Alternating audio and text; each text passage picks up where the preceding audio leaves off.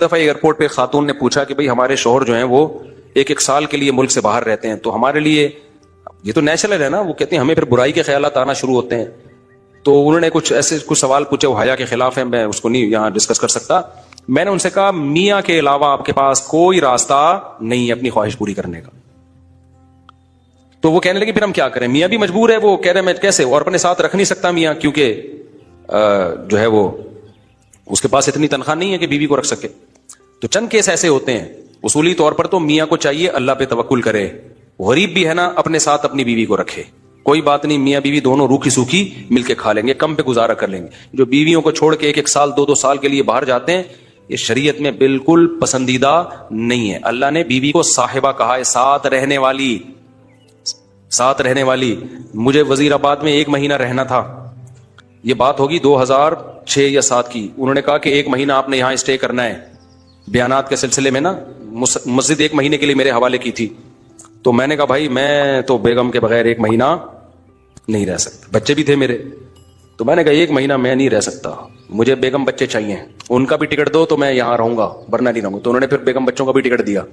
وہ گھر والوں کے ساتھ رہ لیتے ہیں آدمی تمیز سے، ورنہ بیگم کے بغیر ہمارے لیے تو بڑا مشکل ہے اتنا لمبا عرصہ رہنا.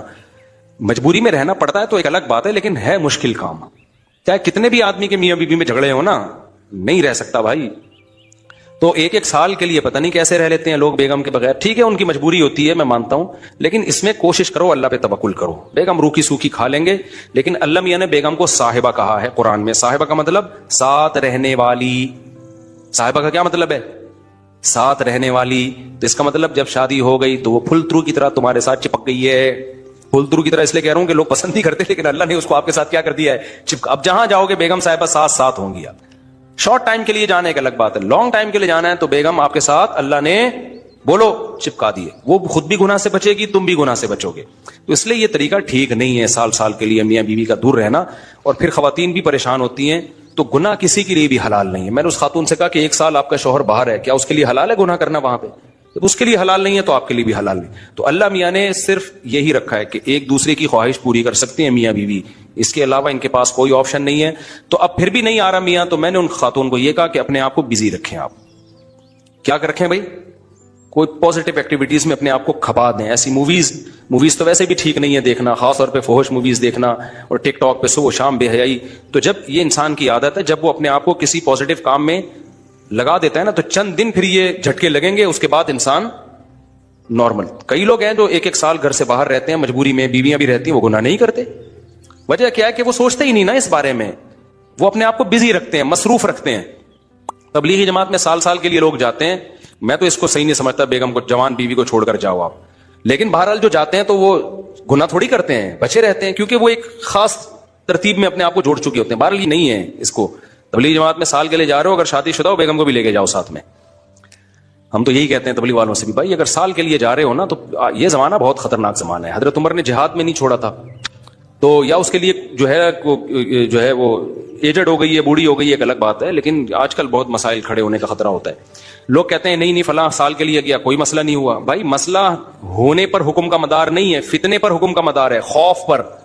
بے پردگی جب ہوتی ہے تو لازمی زنا نہیں ہوتا، لیکن زنا کا خطرہ ہوتا ہے. تو خطرے کی بیس پہ شریعت نے عورت کو پردے کا حکم دیا ہے. سمجھ رہے ہو؟ تو آپ اپنی بیگم کو 1 سال کے لیے، جوان بیوی ہے، اس کو چھوڑ کے چلے گئے، تو ضروری نہیں کہ وہ برائی میں لگے، لیکن برائی کا خطرہ ہے نا. تو خطروں کی بیس پہ احکام دیے ہیں شریعت نے. برائی کا یقین ہو پھر تو بالکل ہی حرام ہے. تو خطرے کی بیس ہے، خطرہ اس بات کا. اس لیے اتنا لمبا بیگم کو چھوڑ کے جانا ٹھیک. اور میں آپ سے بتاتا ہوں، دیکھو جس کو بیوی کے حقوق دینے ہو نا، اپنی بیٹی کو سامنے رکھ کے سوچ لے. آپ یہ چاہتے ہو کہ آپ کی بچی کی شادی ہو اور داماد اس کو 1 سال کے لیے چھوڑ کے چلا جائے، تو آپ اپنی بیٹی کے لیے پسند کرو گے اس بات کو؟ تو جو اپنے کے لیے پسند نہیں کر رہے، دوسروں کی بیٹیوں کے لیے کیوں پسند کر رہے ہو اس بات کو؟ بھائی یہ تو غلط ہے نا. تو اس لیے یہ اچھے لوگوں کی علامت نہیں ہے. ہاں تبلیغ میں اللہ کے لیے قربانی دے رہے ہوتے ہیں، لیکن بیگم کو بھی لے جاؤ یار. سمجھتے ہو کہ نہیں سمجھتے؟ یا پھر شادی کے بغیر پہلے سال لگا لو، شادی کی ہے تو پھر بیگم کو ساتھ لے کے جاؤ. تو بڑے مسائل کھڑے ہونے کا خطرہ ہوتا ہے آج کل. تو اس لیے اس میں جب، اور اگر نہیں ہے، کوئی صورت نہیں بن رہی ہے، تو پھر اپنے آپ کو مثبت ایکٹیویٹیز میں اتنا کھپا دو. تو میں آپ کو گارنٹی سے کہتا ہوں چند دن، چند مہینوں کے بعد آپ کے دماغ سے وہ خیالات نکل جائیں گے. تو آپ مصروف کر دو گے اپنے آپ کو, لیکن اس بیس پہ آپ کے لیے کوئی بھی گناہ حلال نہیں ہے, گناہ حلال نہیں ہوگا آپ کے لیے. اچھا بھائی, طاہر شمیر رحیم یار خان انٹرچینج سے جب بھی گزر ہو میرے پاس کھانا کھا کے جائیں. ٹھیک ہے انشاءاللہ, صلو علی الحبیب. چلیں کبھی گزریں گے تو, لیکن وہی ہے, کسی سے ملاقات نہیں کروانی, سیدھا کھانا رکھ دینا ہے, اصرار نہیں کرنا, ہماری مرضی کھانا کھائیں نہیں کھائیں, نکل لیے پھر ٹھیک ہے. ایسی دعوت ہمیں بہت اچھی لگتی ہے. دیکھو مجھے وہ مہمان اچھا لگتا ہے جو بے تکلف ہو. آپ سمجھتے ہو نا میری اس پوری تقریر سے کہ میں لوگوں سے ملنا نہیں چاہتا, ایسا نہیں ہے. بے تکلف آدمی مجھے پسند ہے. میرے پاس 3 دن بھی لوگ ٹھہر کے جاتے ہیں جو میرے رشتے دار نہیں ہیں, لیکن یہ وہ لوگ ہیں. کیسے لوگ ہیں؟ ابھی پشاور سے میرے پرانے دوست آئے ملنے کے لیے, آئے, میں نے کہا السلام علیکم, کیا حال ہے, سب سیٹ چل رہا ہے, الحمدللہ. اس کے بعد پتہ نہیں میں بھول گیا, وہ خود ہی جا کے کھانا کھا رہے ہیں. میں تو مصروف آدمی ہوں بھائی, خود ہی کھانا کھا رہے ہیں, لیکن برا نہیں محسوس کر رہے. پھر جب مجھے ٹائم ملتا ان کو بلا لیتا, آ جاؤ یار بیٹھتے ہیں, جا بھائی چائے بنا کے لاؤ, بھائی ان کو بھی پلاؤ مجھے بھی پلاؤ. پھر کھانے کے ٹائم پہ مجھے یاد آیا, ارے وہ آئے ہوئے ہیں, میں نے کہا آپ بھی آ جاؤ کھانا کھا لو. انہوں نے کھانا کھا لیا, صحیح ہے نا. پھر بھول گیا میں کہاں گئے, پتہ نہیں کہاں گئے. پھر اگلے دن مجھے یاد آیا, اڑے بندہ آیا ہوا ہے بھائی, لیکن وہ ناراض نہیں ہو رہا. پھر میں آیا, جب میں فارغ ہوا میں نے کہا آ جاؤ یار, میں نے فلاں جگہ جانا ہے بیان کے لیے, آپ بھی میرے ساتھ ہی گاڑی میں آ جاؤ. اپنے ساتھ گاڑی میں بٹھایا, لے گئے ان کو, بیان کیا, گھمائے, پھر آیا اپنے ساتھ ہی واپس لے. پھر بھول گیا میں, پتہ نہیں بندہ گیا کہاں پہ. تو وہ ناراض نہیں ہوئے. 3 دن اسی طرح ہم نے ہنسی خوشی گزارے. اس کے بعد وہ نکل لیے. انہوں نے کہا میں پشاور پہنچ چکا ہوں. میں نے کہا یار کوئی میری طرف سے کوتاہی ہو گئی, معاف کر دینا. کہہ رہے کہنا تو یہ چاہیے تھا, بدتمیزی کی انتہا کر دیا. لیکن وہ خوش تھا. ایسے بندے 100 دفعہ ہیں. میں نے تو ایک کمرہ اسپیشل مہمانوں کے لیے بنایا ہوا ہے, واش روم کے ساتھ, کہ مہمان آئے اسٹے کریں یہاں پہ. لیکن وہ مہمان جو تکلف والا نہ ہو کہ جی پوچھا نہیں مجھے ناشتے میں مفتی صاحب نے, بھائی ہماری بہت ٹینشن ہے, ابھی تجھے پوچھیں گے تو ہم تو گھر والوں کو کون پوچھے گا. ہاں کوئی بہت میرے ٹیچر آ جائے نا, استاد آ جائے, معزز مہمان, کوئی بہت ہی اپر لیول کا میرے ٹیچر آ جائے, میرا چاچو آ جائے, وہ چاچو تو میرے بیچارے انتقال ہو گیا, میرے ماموں آ جائیں, تو ان کے ساتھ یہ سلوک نہیں ہوگا. آج کسی نے بتایا کہ کسی انڈیا کی اداکارہ نے توبہ کر لی فلم انڈسٹری سے, اور بتایا کہ میں نے اللہ کی خاطر یہ قربانی دی, میں غلط رخ پہ جا رہی تھی. یہ جب خبریں سننے کو ملی تو ہمارے ایک دوست تھے کلیت الشریعہ میں, میرے شاگرد ہیں, وہ شوبز کی دنیا چھوڑ کر اس طرف آئے, یعنی جامعۃ الرشید میں انہوں نے ایڈمیشن لیا. 3-4 سال انہوں نے ہم سے پڑھا ہے جامعۃ الرشید میں. تو میں نے ان سے ایک دن ویسے ہی اس گپ شپ میں سوال پوچھا, میں نے کہا آپ پہلے کیا تھے؟ مجھے تو نہیں پتا کہ وہ شوبز سے ان کا تعلق تھا. انہوں نے بتایا کہ میں ڈراموں کا ڈائریکٹر تھا, یا پتہ نہیں کیا تھا, واللہ عالم, شوٹنگ ووٹنگ کرتا تھا کیمرے سے. میں نے کہا پھر کیا ہوا؟ کہہ رہے ایک دن کیا ہوا کہ میں شوٹنگ کر رہا تھا, جو نئی لڑکیاں بھی آتی ہیں ڈراموں میں ایکٹر بننے کے لیے, تو ظاہر ہے شہرت کا بھی شوق ہوتا ہے کہ ہم مشہور ہو جائیں گے اور پیسہ بھی ملتا ہے. دیکھو بلڈ اچھا ہو نا, خاندان اچھا ہو, وہ کبھی نہ کبھی انسان کو وہ کلک کرتا ہے, یعنی وہ انسان کو اندر سے تنبیہ کرتا رہتا ہے. اگر اوپر سے خاندان کیا ہو, خاندانی کوئی بیچارہ, معذرت یعنی چھوڑیں بھی کیا بولوں میں, تو اچھا خاندان آ گئے شوبز کی دنیا میں. کہتے ہیں میں نے ایک لڑکی کو دیکھا جو نئی آئی ہے ڈراموں کے لیے, تو جو بھی ایکٹنگ سکھا رہا ہوتا ہے نا, جو شروع میں بتا رہا ہوتا ہے یہ ڈائلاگ آپ نے بولنا ہے, اس طرح بولنا ہے, آپ کا اسٹائل یہ ہونا چاہیے, تو لڑکی جب شروع میں آتی ہے شوبز کی دنیا میں, اس میں ایک فطرتاً حیا اور شرم ہوتی ہے. وہ جھجک رہی ہوتی ہے ایکٹنگ کرتے ہوئے, مردوں سے بات کرتے ہوئے, مردوں کے قریب جاتے, اس میں ایک شرم ہوتی ہے قدرتی طور پر, جو اللہ نے رکھی ہے, جو ہر انسان میں رکھی ہے. شرم ہی تو ہے جو انسان کو بہت سی برائیوں سے روکتی ہے. بے شرم بن جاؤ تو سب کچھ ٹھیک ہے, پھر کپڑے پہننے کی ضرورت ہی نہیں ہے. پھر کپڑے پہننے کی کیا ضرورت ہے؟ زبان بھی صاف رکھنے کی ضرورت نہیں ہے, اعمال بھی صاف رکھنے کی ضرورت نہیں ہے. تو ساری چیزوں میں انسان کو حیا اور شرم ہے, جو انسان کو, جانوروں میں یہ شرم ہی تو نہیں ہوتی, بلکہ کچھ نہ کچھ شرم اللہ نے ان میں بھی رکھی ہے. اگر آپ ریسرچ کریں نا, تھوڑی بہت شرم اللہ نے جانوروں میں بھی رکھی ہے. تو اب کیا ہے, کہتے ہیں کہ میں نے دیکھا کہ وہ لڑکی, جو اور بھی اس طرح کی لڑکیاں آتی تھی, ان کو ایکٹنگ سکھائی جاتی تھی, تو اس کو کچھ ایسی بےہودہ سی حرکت کروائی جا رہی ہے اس سے ایکٹنگ کے دوران, کہ وہ ذہنی طور پر اس کے لیے تیار نہیں ہو رہی. جو بھی ڈائریکٹر صاحب تھے یا جو بھی ایکٹنگ سکھاتے ہیں, وہ گئے, انہوں نے اس کی کمر پہ ہاتھ رکھا اور اس کو تھوڑا سا نا ایسے کہا کہ یوں سیدھی کھڑی ہو. جب پش کیا اس کو اس طرح سے کھڑی ہو, ظاہر ایک مرد کا ہاتھ پہلی دفعہ باڈی پہ لگے گا تو عورت کو ایک وہ ہوتا ہے نا, اچھا فیل نہیں ہوتا اس کو. کہہ رہے میں نے دیکھا اس کی آنکھوں سے آنسو نکل آئے, یعنی اس کو احساس ہوا کہ یہ کیا کر رہی ہوں میں غلط, اس کو یہ احساس ہوا کہ یہ کیا ہو رہا ہے. لیکن وہی بات ہے, شہرت, پھر غلط کو میڈیا پہ صحیح کر کے پیش کیا گیا ہے. سب سے زیادہ عزت دنیا میں فنکاروں کی ہوتی ہے, اداکاروں کی عزت ہوتی ہے, ناچنے گانے والوں کی عزت ہوتی ہے سب سے زیادہ. تو ضمیر ملامت کرتا ہے لیکن انسان اپنے ضمیر کو کچلتا ہے کہ نہیں یہ غلط نہیں ہے, یہ کیا ہے, صحیح ہے, تمہارا کیریئر بنے گا, تمہیں عزت ملے گی, تمہیں شہرت ملے گی. براڈ مائنڈڈ جب تک نہیں بنو گی تو گھر کی چار دیواری میں بند ہو کے گھٹن سے مر جاؤ گی. یہ سب چیزیں ڈائلاگ ہیں جو سکھائے جاتے ہیں. جو عورت اپنے گھر کی اپنے بچوں کی ہوتی ہے وہ بھی کوئی عورت ہے, اس نے دنیا دیکھی نہیں, لائف کو انجوائے کرنی ہے تو یہ سب جھیلنا, یہ سب چیزیں شیطان سکھاتا ہے اور بے شرم بناتا ہے. یہ مرد ہونے کے باوجود جو شوبز کی دنیا میں آ چکا تھا, کہتے ہیں مجھے لگا کہ ہم ٹھیک نہیں کر رہے. ظاہر یہ بھی اس ٹیم میں تھا نا. کہہ رہے مجھے لگا کہ ہم اپنی قوم کی حیا اور شرم والی لڑکیوں کی شرم کو کھرچ کے نکال رہے ہیں. کہہ رہے کئی سال بعد دیکھو اس منظر میں اور کچھ بھی نہیں تھا. وہ لڑکی تو ایکٹر بن گئی ہوگی, جو بھی بننا تھا وہ تو پیچھے نہیں گئی, وہ تو یہ سب سوچ کے آئی تھی کہ میں نے یہ کرنا ہے. لیکن جو کروا رہا ہے نا جو بندہ, اس کا ضمیر جاگ گیا, اس نے ملامت کی. کہتے ہیں مجھے عجیب فیل ہوا کہ یار یہ ہم غلط کر رہے ہیں. کہہ رہے مجھے یاد نہیں میں نے کبھی نماز بھی پڑھی تھی. کہہ رہے اس دن میں اسپیشل نماز پڑھنے کے لیے گیا ہوں شوٹنگ کے دوران اسپیشل. بعض دفعہ برائی انتہا کو پہنچتی ہے نا تو اچھائی کا لیول ریئیکشن میں انسان اتنا ہی اچھا بن جاتا ہے, ٹھیک ہے نا. نیوٹن کا لا ہے نا, ہر ایکشن کا ریئیکشن ہوتا ہے, جتنی تیزی سے ایکشن ہوگا ریئیکشن بھی اتنا ہی فاسٹ. تو ہم بچپن میں شرارتیں کرتے تھے, مکہ لگا کے چیک کرتے تھے, یہ گدی مار کے نا کہتے ہم دیکھو نیوٹن نے کہا جتنا ٹائٹ ایکشن ہوگا اتنا ہی ریئیکشن ہو رہا ہے. تو میں چیک کر رہا تھا کہ نیوٹن کا یہ لا صحیح ہے یا غلط. تو اب کہتے ہیں میں گیا اثر کی نماز پڑھنے. کہہ رہے ہیں میں نے نماز پڑھی تو بڑا سکون ملا, حالانکہ کچھ بھی نہیں ہے, خاموشی سے کھڑے ہوئے اللہ کے سامنے ہاتھ باندھ کے. امام صاحب رکوع میں گئے, آپ رکوع میں چلے گئے, سلام پھیرو, کیسا سکون ملتا ہے نا باوضو ہو کے. خاموشی ہے مسجد میں, ادھر ہر وقت موسیقی کی دھنیں, ہر وقت ایک انٹرٹینمنٹ. لیکن کہہ رہے میں نے اثر کی نماز پڑھی, مجھے کیا محسوس ہوا, سکون. کہ یار اصل زندگی تو یہ ہے. لائف چینج کرنے کا فیصلہ کیا انہوں نے. ممکن ہے وہ میرا بیان سنے, لائف چینج کی تو پھر 3 خطیب چل رہے ہیں آج کل سوشل میڈیا پہ بہت زیادہ, تو ان میں کسی نہ کسی درجے میں فقیر کا نام بھی آتا ہے. تو انہوں نے حضرت مولانا طارق جمیل صاحب کو سننا شروع کیا, کافی ان کو سنا, پھر کہیں ہمارا بھی بیان مل گیا ان کو, وہ بھی سننا شروع کیا. تو پھر وہ مجھ سے ملنے کے لیے آئے, مجھے تو یاد نہیں تھی ان کی کہانی. مدرسے میں ایڈمیشن لیا, عالم بنے ماشاءاللہ, اور پھر انہوں نے حرام چھوڑا اور حلال کو کیا کیا. تیسری شادی میں نے ان کی یہاں کروائی ہے, ادھر نکاح پڑھایا میں نے مسجد, وہ ویڈیو ریکارڈنگ پہ نکاح موجود ہے. کیونکہ وہ کینیڈا میں رہے ہیں یا کسی باہر ملک میں بھی رہے ہیں. تو ایک پہلی وائف ان کی کینیڈین, دوسری وائف ان کی لاہور میں یا پتہ نہیں کراچی میں, اور نکاح بھی ہم نے ہی پڑھائے ان کے. اور نکاح ایسے پڑھائے کہ جب میں, اب یہ خواتین بولیں گی پھر گھما پھر آگے ادھر ہی لے آئے بات, بھائی یہ موضوع نہیں ہے یہ تو آ گئی اتفاق سے. اب پوری ان کے اگلے کی کارگزاری تو مکمل کرنی ہے نا, اگلے کی کارگزاری تو وہ تو سنانے دو بھائی. تو وہ پہلا نکاح تو مجھے یاد نہیں میں نے کیسے پڑھایا ان کا, یہ میں نے پڑھایا ہے کسی اور نے, میرا خیال ہے وہ بھی میں نے پڑھایا تھا.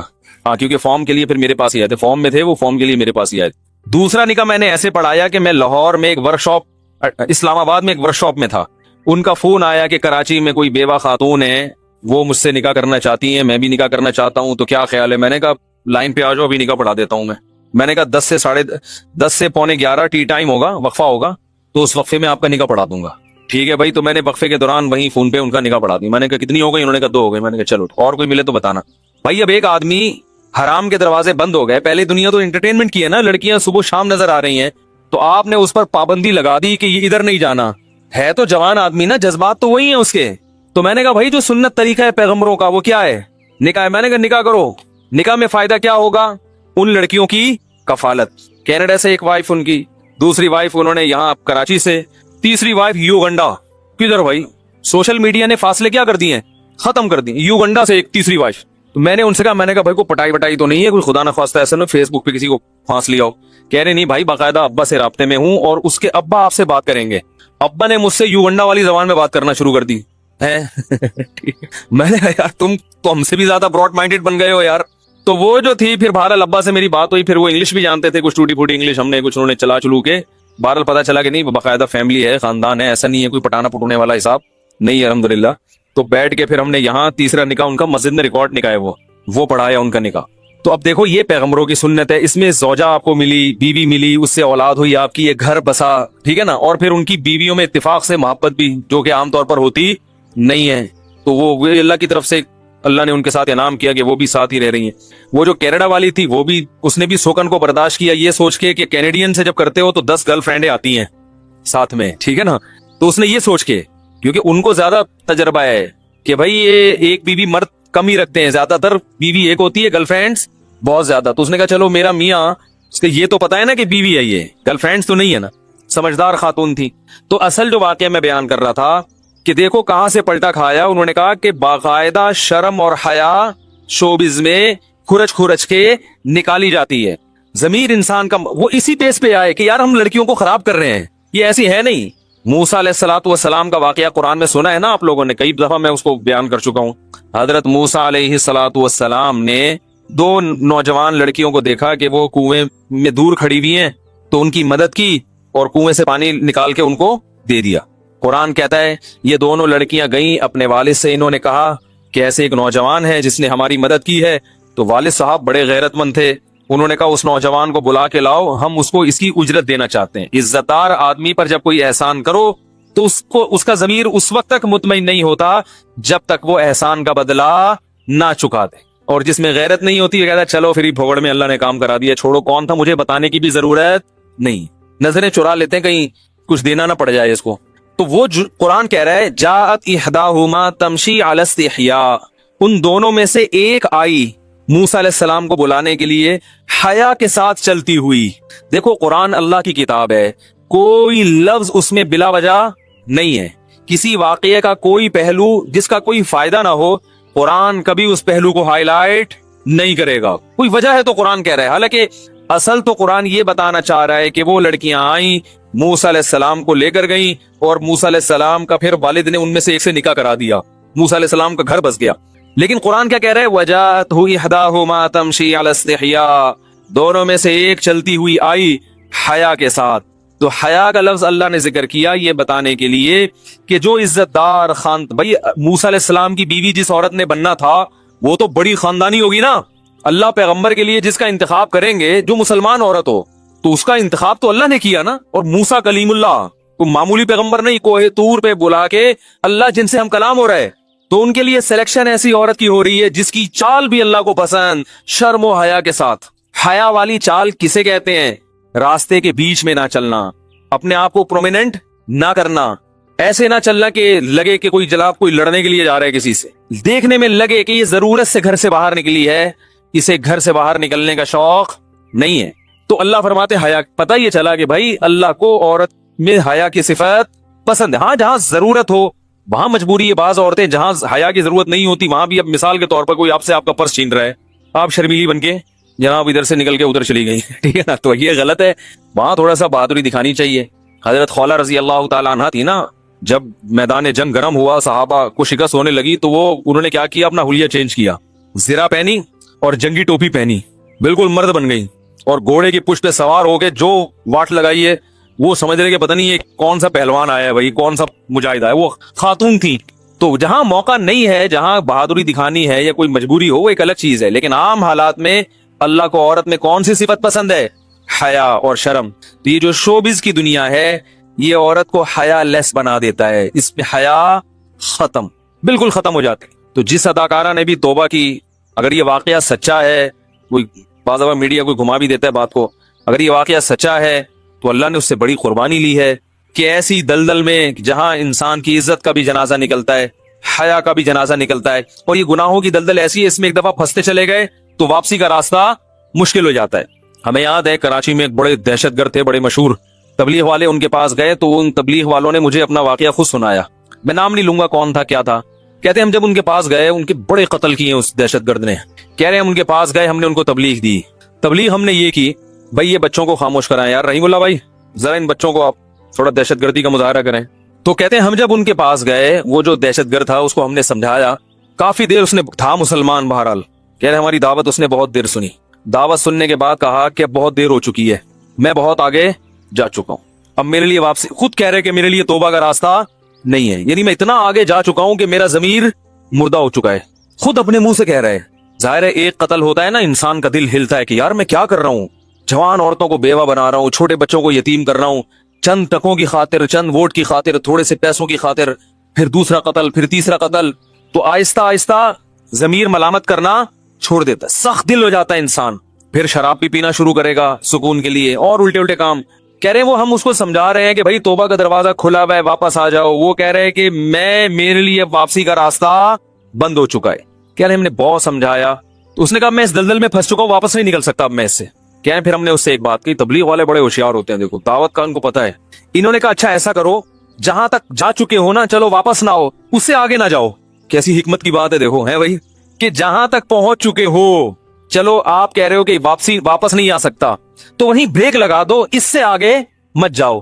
اس نے کہا یہ بھی نہیں ہو سکتا. یہ ہے دلوں پہ مہر جس کا قرآن جگہ جگہ ذکر کرتا ہے, ختم اللہ علی قلوبہم, اللہ نے ان کے دلوں پہ مہر لگا دی ہے. تو شوبز کی دنیا میں جو لوگ قدم رکھتے ہیں بے حیائی کا شکار ہوتے ہیں اور پھر حیا آہستہ آہستہ ان کے دلوں سے نکلتی چلی جاتی ہے, پھر ان کو زنا برا نہیں لگتا, پھر ان کو بے پردگی, ننگا پن, برہنہ پن یہ برا نہیں لگتا, بے حیائی کو معاشرے میں پروموٹ کرنا برا نہیں لگتا. پھر ہوتے ہوتے ہوتے ایک ایسی سٹیج پہ جا کے پہنچتے ہیں کہ جو حیا اور پاک دامنی کے ساتھ زندگی گزار رہا ہے نا, اس پر ان کو تعجب ہونے لگتا ہے. اس پہ تعجب ہوتا ہے کہ یہ پاگل ہیں, یہ بیوقوف ہیں. یعنی ایسا ہی ہے جیسے کوئی دودھ شہد کو چھوڑ کے چرس پی رہا ہو اور وہ چرس پینے والا تعجب کس پہ کر رہا ہے, آپ پہ. اور کرتے ہیں کہ نہیں کرتے آپ چرسی اور ہیروئنچی کے سامنے آپ بتائیں یار دودھ میں اللہ نے ایسی لذت ہے نا, دودھ میں لذت, ارے دودھ میں لذت کا نہیں پتا چلتا تو گائے کا تازہ دودھ نکالو اور صبح خالی پیٹ جو ہے نا یہ ناشتے کے بعد ایسے منہ سے لگا کے پیو, ایسا مزہ آئے گا. ایسی لذت اللہ نے دودھ میں رکھی ہے, شہد میں اللہ نے لذت رکھی ہے. لیکن جس نے دودھ اور شہد کو چھوڑ کر, اور یہ جو اللہ نے ہمارے لیے انار پیدا کیا, اور آم کے بارے میں یہ کہتا ہوں کہ آم کھاؤ نہیں, آم بولو بھائی پھوڑو. اب اس پہ کلپ آئے گا پورے بیان سے نا نکال کے, پورے بیان میں جتنی باتیں ہوئی ہیں وہ سب ایک طرف, آم پہ کلپ آئے گا, آم کھاؤ نہیں بلکہ پھوڑو.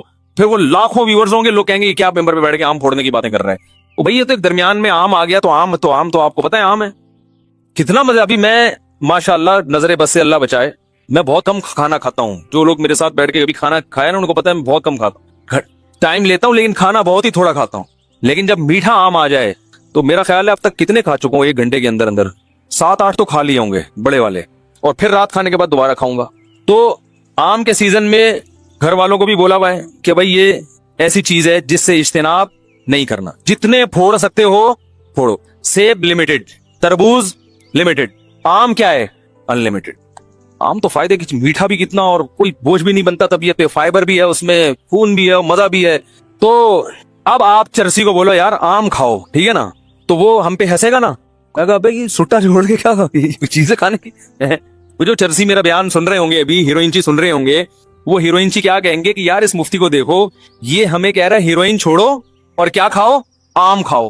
اور ہمیں ہیروئنچیوں پہ تعجب ہو رہا ہے کہ اللہ نے اتنی مزے کی چیزیں پیدا کی ہیں, 64 آم اللہ نے پیدا کر دیا اور کھاتے چلے جاؤ, کوئی پرابلم نہیں ہے. جس کو شوگر ہے وہ ایک الگ بیماری ہے, لیکن جو نارمل آدمی ہے تو جتنے مرضی آم پھوڑ لے, چلے جا رہے کھاؤ, اتنا مزہ آ رہا ہے, ہم کہہ رہے ہیں اللہ تیری کیسی نعمت. تو کیا ہم غلط ہیں یا چرسی غلط ہے؟ چرسی غلط ہے بھائی. تم نے اپنی فطرت کو بگاڑ دیا, جو بدبودار چیز تھی تم نے اپنے آپ کو اس کا عادی بنا لیا ہے. اب تمہیں خوشبودار چیزیں اچھی نہیں لگ رہی. انسان کی طبیعت میں اللہ نے حیا رکھی ہے, پاکیزگی رکھی ہے. وہ چاہتا ہے کہ میں ایک پاکیزہ لائف گزاروں, میرا ضمیر مطمئن ہو کہ میں اچھے کام کر رہا ہوں. لیکن وہ جب ضمیر کی مخالفت کرتا ہے, میں نے بہت سے لبرل لوگ بھی دیکھے جو زنا سے بچتے ہیں, حالانکہ وہ مذہب کو نہیں مانتے. وہ کہتے ہیں یار یہ ہمیں سمجھ میں نہیں آتا, ضمیر ملامت کرتا ہے کہ غلط ہے. ایسے بھی لوگ ہیں. زمانہ جاہلیت میں جب شراب حرام نہیں ہوئی تھی, اس وقت بھی بعض صحابہ شراب سے بچتے تھے, حالانکہ اس وقت تو ساری دنیا شراب پیتی تھی. حضرت ابو بکر رضی اللہ تعالیٰ عنہ کے بارے میں کہا جاتا ہے کبھی شراب نہیں پی انہوں نے, زمانہ جاہلیت میں بھی نہیں پی انہوں نے, بت پرستی نہیں کی. بہت سے صحابہ تھے جو زمانہ جاہلیت میں بھی بت پرستی, وہ کہتے ہیں ہمیں نہیں سمجھ میں آتا پتھروں کے بنے ہوئے بتوں کے سامنے ہم جھکیں. میں اکثر اپنی دادی کا واقعہ بتاتا ہوں نا کہ وہ ان کو نہیں پتا تھا یہ تیجے 40 میں کے کھانے غلط ہوتے ہیں, لیکن وہ پھر بھی نہیں کھاتی تھی. ہمیں یاد ہے کہیں سے کوئی کسی کا انا للہ و انا الیہ راجعون ہو گیا, کوئی میت ہو گئی, دیگ آئی, وہ نہیں کہتی مردوں کے کھانے ہمارے حلق میں نہیں اترتے.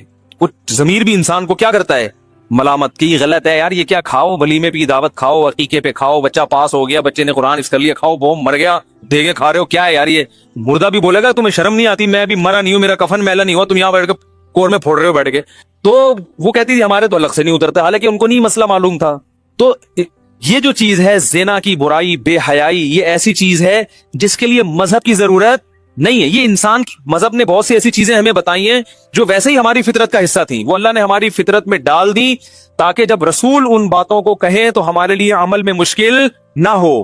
قل ان اللہ لا یأمر بالفحشاء, اے نبی آپ ان سے کہہ دیجئے کہ اللہ کبھی بے حیائی کی اجازت نہیں دیتا. بے حیائی اللہ کو پسند ہی نہیں ہے. تو اب ہوتا کیا ہے, بے حیائی کر کر کے جو لوگ فلمی دنیا سے وابستہ ہیں, ایکٹر ایکٹریسز یا جو بھی ان کے ڈائریکٹر یا جو بھی عملہ ہوتا ہے, صبح و شام یہی ناچ گانے, یہی لڑکیوں کے بیہودہ ڈانس دیکھ دیکھ کے جو طہارت اور پاکیزگی ہے, حیا ہے, وہ آہستہ آہستہ دل سے نکل جاتا.